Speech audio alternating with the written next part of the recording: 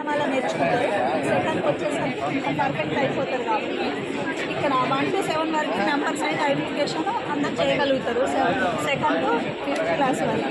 తర్వాత నేను ఇక్కడ నెంబర్ 417 అంటే 4 అనే నెంబర్ ఎక్కడ నుంచి చూస్తాను. తర్వాత 4లో ఉన్న లెటర్ ఏంటి తీస్తాను. లెటర్ ఏంటి పా అనేసి ఇక్కడ వస్తుంది.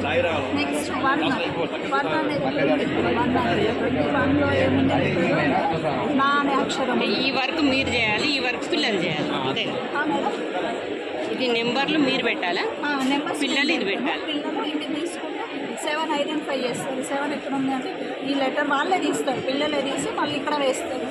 ఇప్పుడు ఈ అక్షరాలను కలిపి చదవండి అని అంటే పిల్లలే చదివి చెప్పేస్తారు. మనము ఒకవేళ ఇప్పుడు మల్టిపుల్ పర్పస్ కాబట్టి ఏ గ్రేడ్ బి గ్రేడ్ పిల్లలతో సి గ్రేడ్ పిల్లలకి ఇది ఒకటి చేసినాం అనుకోండి. సి గ్రేడ్ పిల్లలకు వాళ్ళు ఏ గ్రేడ్ పిల్లలు నేర్పిస్తూ ఉంటారు. లర్నింగ్ అవుట్కమ్ ఏంటి దీంట్లో లర్నింగ్ అవుట్కమ్స్ ఏంటి? లర్నింగ్ అవుట్కమ్స్ లెటర్ ఐడెంటిఫికేషన్, అక్షరాలను గుర్తించడం, అక్షరాలు, పదాలను చదవడం. పదాలు ఇది కూడా అంతే.